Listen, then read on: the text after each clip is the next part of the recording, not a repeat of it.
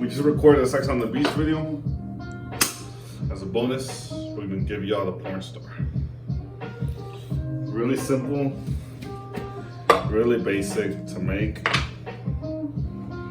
It's one of those, they probably have it everywhere. So, we have our good old friend, HPNOTIQ. And then our other good old friend, X-Rated. So we're just gonna pop in some ice. Again, I don't have my scoop, so I'll only do this if you're the one drinking the shots. And you're gonna do, you're making one shot, just 1 ounce of X-Rated.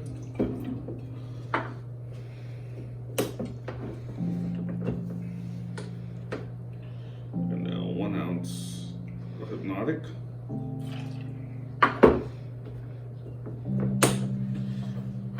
You don't want to shake it up too much because the shot itself is not strong or too strong. So just give it like a little, just enough for it to get a little bit chilled.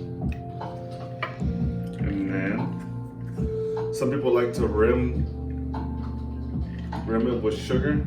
I don't, but I'll just drink it like that. It comes out to a nice little purple color. And that's